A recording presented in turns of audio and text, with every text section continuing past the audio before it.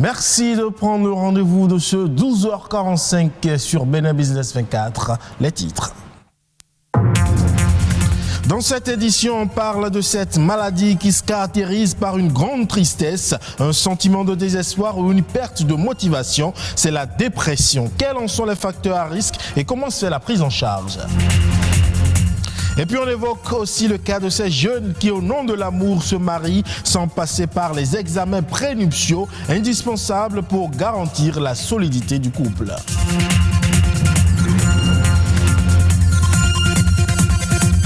On va finir en littérature. De l'écrivain au lecteur, le livre passe par les soins attentifs de plusieurs corps de métier, dont celui de l'édition, un métier bien particulier qu'un spécialiste nous présente dans quelques instants.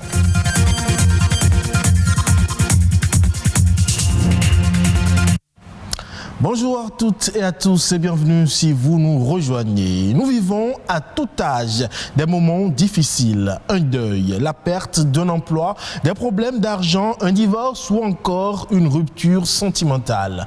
Autant de situations inhérentes à la vie et face auxquelles nul n'est à l'abri. Mais quand on y prend garde face à ces événements, il y a une maladie qui nous guette. C'est la dépression, un trouble mental qui affecte les comportements. C'est du moins ce que nous dit Alphonse Kpadé et Patrick Adiagoudjou à travers cet élément. La dépression peut être à l'origine de toutes les pathologies mentales.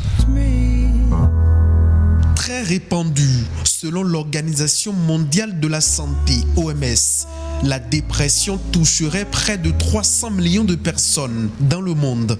Une personne sur 5 connaîtra un épisode dépressif au cours de sa vie. Lorsqu'un être humain tombe dans une dépression, il a l'impression d'être dans un gouffre. Il éprouve le sentiment de culpabilité.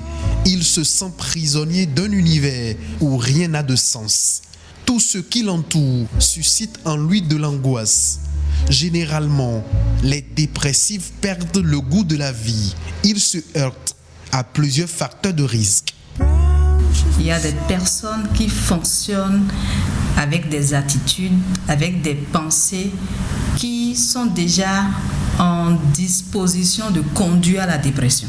Il y a des personnes qui ne viennent pas à la dépression par ce processus, mais qui sont secouées par un événement traumatique. Les troubles sexuels sont aussi remarqués dans les cas de dépression. Les gens peuvent avoir des dysfonctionnements sexuels, aussi bien les femmes que les hommes. Il y a les cas de suicide. Les idées de suicide ou les tentatives de suicide qu'on retrouve majoritairement dans les cas de dépression. La plupart des dépressions qu'on rencontre, il y a toujours une idéation suicidaire. Il y a toujours une envie de quitter la vie, de se donner la mort. Et là, c'est des urgences psychiatriques et des urgences médicales. La dépression n'est pas une fatalité. La preuve, ici, au Centre national hospitalier universitaire de psychiatrie de Cotonou, il existe un important arsenal thérapeutique pour soigner les dépressifs. Généralement, les parents, quand ils viennent, ils croient que leur enfant ne peut plus être jamais guéri. C'est faux. La maladie mentale se traite correctement et se guérit. Dans la chaîne des habitudes de soins dédiées aux patients, la psychologue clinicienne procède au diagnostic du mal dont souffre le patient pour l'aider à en guérir. Au cas où la personne affectée tente désespérément de se donner la mort, la prise en charge intervient. On doit forcément passer par un internement, ou on pourrait dire une hospitalisation, une surveillance et une proximité avec la personne, l'écouter, rassurer et rechercher dans son environnement les personnes qui peuvent l'aider à retrouver un certain goût à la vie. Il y a des activités artistiques et des activités thérapeutiques qui accompagnent les personnes en difficulté et qui leur permettent aussi de se sentir encore plus en confiance et de continuer le cheminement de la vie. Pas de vie humaine sans une vie mentale équilibrée et épanouie. Un bilan périodique de notre état de santé permet de barrer la voie à toutes les maladies qui nous guettent chaque jour. Et vous le savez peut-être, la grande majorité des unions débutent sans aucune préparation formelle. Et pourtant, le mariage appelle à certaines obligations, conditions et formalités à remplir avant de se dire oui. Au nombre de ces formalités, il y a ce que l'on appelle le certificat prénuptial. Quelle est donc la signification de ce certificat et pourquoi est-il exigé avant tout mariage? Amitié Sagbidi et Éléonore Laouin nous donnent plus de précisions. Partie intégrante des conditions de forme du mariage, le certificat prénuptial constitue une pièce capitale à fournir et la condition sine qua non avant la célébration de tout mariage civil au Bénin. Ce n'est pas une fantaisie, c'est une disposition légale contenue dans le Code des personnes et de la famille. L'article 127 du Code des personnes et de la famille, c'est bien dedans. La loi dit que les deux doivent se communiquer le résultat. La deuxième partie là est très importante. Donc, il ne suffit pas de faire ces examens médicaux que nous appelons certificat prénuptial, mais aussi les deux époux doivent se communiquer les résultats. Ces examens prénuptiaux concernent par exemple les hépatites, au nombre des maladies et surtout le groupe sanguin. Ils doivent savoir s'il y a des incompatibilités. Ces éventuelles incompatibilités qui résultent du bilan prénuptial ne visent pas à empêcher l'union des futurs conjoints. La législation béninoise reste limitée. À ce propos, les avis sont divergents. Il faut voir l'avenir en fait. Il ne faudrait pas exposer les enfants et même ma santé à moi et celle de mon mari. Il ne faudrait pas vraiment. Bon, on peut toujours être compatible avec quelqu'un d'autre après. Je ne prends pas de risques. Je vais le faire prendre les risques. À cet stade de la relation, je ne pense plus rebrousser chemin. Rebrousser chemin avant qu'il ne soit tard serait la décision responsable. S'entêter au nom de l'amour comporte d'énormes risques pour les futurs époux. Il y a eu un cas comme ça où les époux étaient incompatibles, pas par le sida, mais incompatibles par les analyses sanguines. Et on a constaté que si le couple se mariait, ils ne feront que des enfants mongols, des enfants malades, mal formés. Comme ils sont tous d'une religion, ils ont décidé de ne pas se traiter et ils se sont mariés quand même, d'accord, en disant que Dieu fera. Mais successivement, tous les 3 enfants qu'ils ont eus, c'était des enfants malades. La femme est décédée et l'homme aussi est décédé par la suite.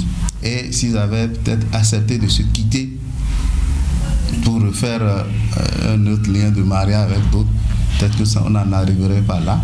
C'était très important de suivre les indications, je peux dire, du certificat prénuptial. Des examens en amont pour jouir pleinement de son mariage. C'est une bonne démarche pour préserver sa santé, celle de ses progénitures, ses revenus, voire la stabilité de son couple. Et on change de registre à présent pour parler littérature et plus précisément de cet interlocuteur de l'écrivain, celui qui est considéré comme le plus proche, on l'appelle l'éditeur. Il est considéré à la fois comme un lecteur et un promoteur du livre, en quelque sorte un professionnel du livre dont la fonction est d'encadrer la sortie d'un ouvrage en veillant aux différentes étapes de sa conception. Un travail qui nécessite un savoir-faire bien particulier. Explication ici avec Anissé Meini Beto. Un éditeur de livres, c'est quelqu'un qui, en réalité, a une formation littéraire de base, d'accord, et qui a complété cette formation littéraire par une formation d'éditeur, c'est-à-dire de gestion d'une maison d'édition. Voilà celui qu'on peut appeler un éditeur. Les normes pour se faire appeler éditeur. Il faut avoir un registre du commerce, il faut avoir un numéro IFU et être en règle avec le fixe. L'écrivain, en réalité, ne devrait pas avoir une relation directe avec l'imprimeur sans passer par l'éditeur. Parce que c'est l'éditeur qui a reçu la formation nécessaire pour savoir dans quel format un livre peut être fabriqué, quelle image de couverture proposé, quel titrail proposé. L'écrivain finit d'écrire, c'est l'éditeur qui fait le livre. Quand il finit d'accoucher toutes ses idées, il a le génie, c'est vrai. Mais il y a aussi un travail éditorial au niveau de l'éditeur qui part déjà du titre, du contenu, la forme. Est-ce qu'il faut orienter l'ouvrage vers le genre roman, le genre nouvelle, le genre conte, le genre essai, le genre théâtre, et ainsi de suite. C'est un travail d'éditeur. L'éditeur est là pour veiller à ce que l'ouvrage puisse respecter ces normes-là indiquées. Direction le Gabon, les défenseurs de l'environnement sont vent debout contre la destruction des mangroves qui sont menacées par une urbanisation anarchique et galopante. La biodiversité de ce pays d'Afrique centrale qui possède à lui seul la moitié des mangroves du golfe de Guinée est en danger. Les précisions dans ce reportage. Sur le littoral du Cap Esterias, proche de Libreville, une muraille verte, comme éventrée à l'intérieur sur plusieurs hectares. Dans cette mangrove, des troncs de palétuviers abattus par centaines jonchent le sol. Et là, vous entendez très bien les bruits des tronçonneuses. Paul et ses amis ont filmé puis diffusé sur Internet la destruction de cette aire naturelle emblématique du Gabon, de plus en plus menacée. C'est devenu des zones privées. Et il y a des constructions anarchiques qui s'y font. Le long des côtes gabonaises, les 2600 km² de mangroves ont été prises d'assaut par une urbanisation illégale.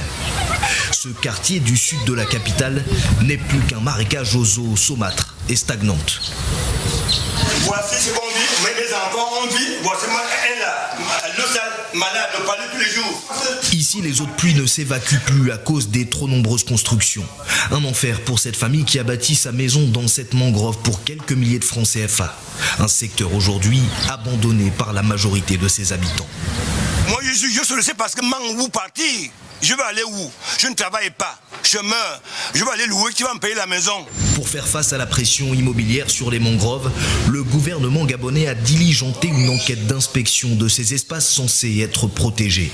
Et un arrêté pris récemment doit contraindre à tout nouveau chantier à une étude préalable d'impact environnemental. Ce mécanisme va nous permettre finalement de pouvoir, d'une part, soit rejeter les projets qui nous sont soumis, soit alors de les encadrer de façon à ce que l'altération ou la dégradation de la mangrove soit le moins important possible. Des ONG comme celle-ci ont entrepris de leur côté la réhabilitation des mangroves, dont la riche biodiversité est également menacée. Les mangroves représentent un réel rempart contre le réchauffement climatique dans ce bassin du Congo, le deuxième poumon de la planète. Enfin, la Covid-19 a conduit à la pire année jamais enregistrée dans l'histoire du tourisme mondial. Sur la base des données actuelles collectées, l'Organisation mondiale du tourisme a annoncé récemment qu'elle anticipe une diminution de 70 à 75% des arrivées touristiques internationales sur l'ensemble de l'année 2020. Dans ce cas, le tourisme mondial sera au niveau d'il y a 30 ans avec 1 milliard d'arrivées en moins et une perte de 1100 milliards de dollars, soit plus de 590 000 milliards de francs CFA de recettes touristiques internationales. Estimant que cet effondrement du tourisme international dû à la pandémie pourrait par ailleurs entraîner une perte économique de 2 000 milliards de dollars, soit plus de 1073 milliards de francs CFA du PIB mondial. Et c'est tout pour ce 12h45 que vous pouvez retrouver sur le site de l'ORTB, www.ortb.bj. Portez-vous bien et à très bientôt.